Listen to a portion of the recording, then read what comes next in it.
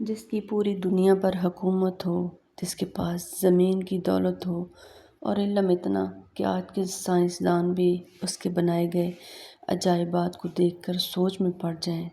یہ کیسے ممکن ہے ایسا حکمران جو فتوحات کے لیے نہیں بلکہ انسانیت کو بچانے کے لیے دنیا کے دونوں کناروں تک کا سفر کرے؟ اس کی عمر کیا ہوگی اور اس کا رتبہ کیا ہوگا، اور وہ کون ہوگا جسے تاریخ نہیں بلکہ قرآن پاک یاد کرتا ہے؟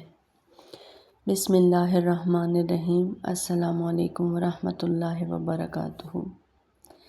آج ہم جانیں گے وہ کون تھا، اسے 2 سینگوں والا کیوں کہا گیا، اور اس کے 3 عظیم سفر کیا تھے اور وہ سفر کیوں کیے گئے۔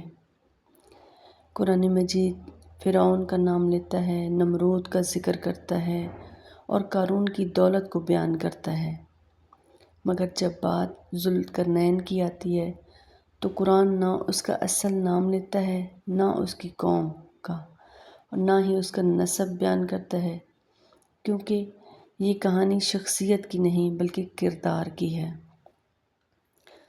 سورہ الکہف کی آیت نمبر 83 میں اللہ رب العزت فرماتا ہے، اور لوگ آپ سے ذوالقرنین کے بارے میں پوچھتے ہیں، یعنی کہ یہ وہ سوال ہے جو نبی کریم صلی اللہ علیہ وآلہ وسلم کے زمانے میں بھی آپ صلی اللہ علیہ وآلہ وسلم سے پوچھا جاتا تھا، اور یہ کوئی عام انسان نہیں تھا جس کے بارے میں اللہ رب العزت خود وضاحت فرمائے۔ اور پھر اللہ رب العزت کہتا ہے، ہم نے اسے زمین میں اقتدار دیا اور ہر چیز کا سامان عطا کیا۔ یہ ایک جملہ نہیں ہے، یہ ایک اعلان ہے، یعنی سیاسی طاقت، فوجی قوت، معاشی دولت، سائنسی و انجینئرنگ علم اور سفر کے اسباب، یہ سب ایک انسان کو دیے گئے۔ لیکن سوال یہاں یہ پیدا ہوتا ہے کہ کیا واقعی وہ دنیا کا سب سے بڑا فاتح تھا؟ یہاں پر ایک نقطہ سمجھیں، سکندر اعظم صرف معلوم دنیا تک پہنچا، صرف فوجی فتوحات کیں اور اپنی زندگی میں اپنی سلطنت کو نہ سنبھال سکا۔ ذوالقرنین زمین کے مشرق اور مغرب تک گیا، ایسی اقوام تک پہنچا جس کا ذکر کسی اور تاریخ میں نہیں ملتا، اور جہاں بھی گیا وہاں وہ انصاف چھوڑ کر گیا۔ اس لیے کئی بڑے مفسرین، ابن کثیر، رازی، قرطبی واضح کرتے ہیں کہ ذوالقرنین سکندر نہیں تھا، کیونکہ سکندر جو تھا وہ مشرک تھا، مسلمان نہیں تھا، جبکہ ذوالقرنین موحد تھا۔ سکندر خود کو دیوتا کہلواتا تھا اور ذوالقرنین اپنی ہر کامیابی کو اللہ کی رحمت کہتا تھا۔ لیکن پھر 2 سینگوں والا یہ لقب کیوں؟ اب آتے ہیں سب سے پراسرار سوال پر۔ ذوالقرنین کا مطلب ہے 2 سینگوں والا،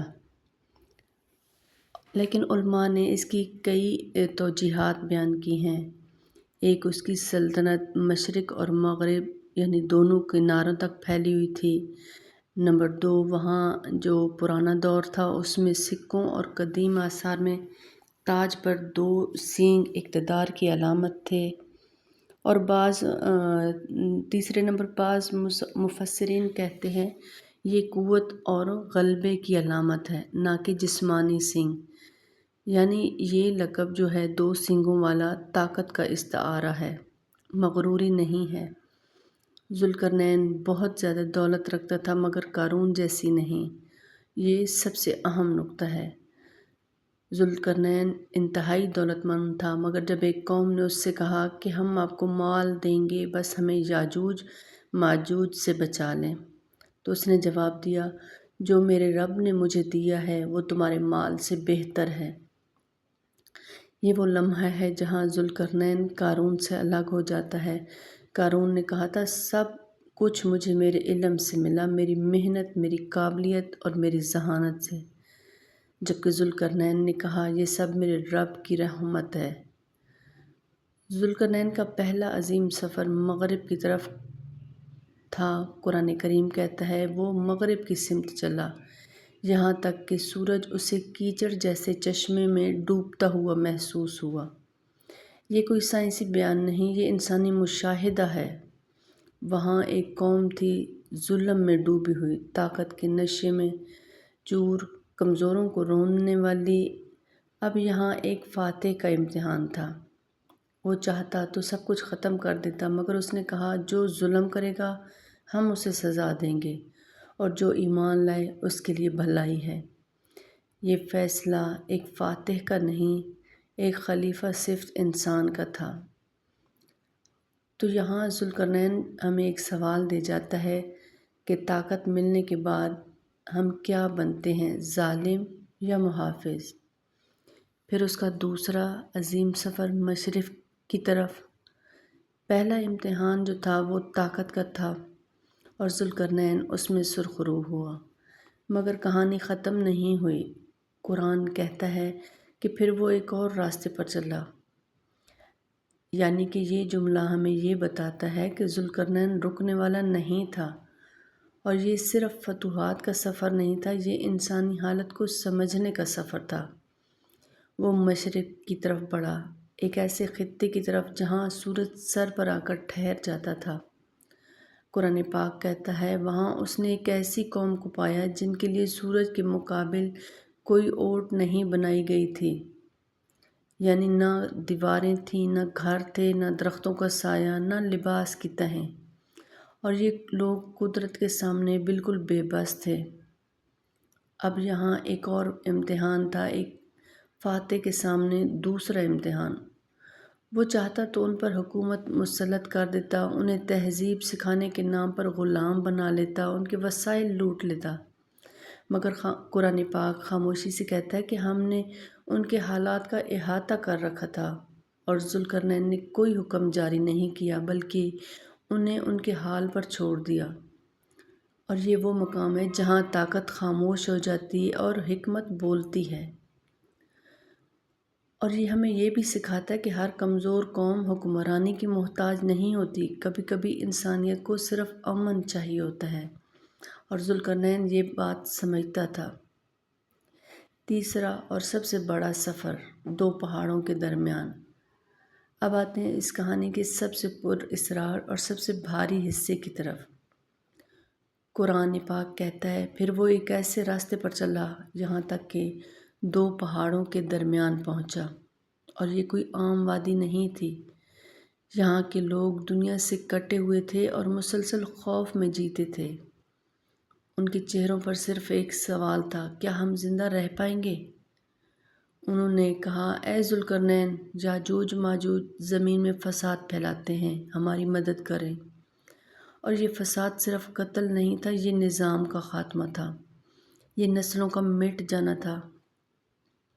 حدیث میں آتا ہے کہ یاجوج ماجوج کی تعداد بہت زیادہ ہوگی، اتنی کہ انسان ان کے سامنے بے بسی محسوس کرے گا۔ یہی وجہ ہے کہ ان کا ذکر قیامت کی نشانیوں میں آتا ہے۔ اور یہاں دولت کا امتحان دوبارہ آیا۔ لوگوں نے کہا ہم آپ کو مال دیں گے کہ آپ ہمارے اور ان کے درمیان ایک دیوار بنا دیں۔ یہ وہ لمحہ تھا جہاں اکثر بادشاہ اپنی قیمت لگاتے ہیں، مگر ذوالقرنین نے ایک بار پھر انسانیت کو چونکا دیا۔ اس نے کہا جو میرے رب نے مجھے دیا ہے وہ تمہارے مال سے بہتر ہے۔ یہ جملہ ایسے تاریخ کے تمام انجینئروں، تمام بادشاہوں، تمام فاتحین سے اسے الگ کر دیتا ہے۔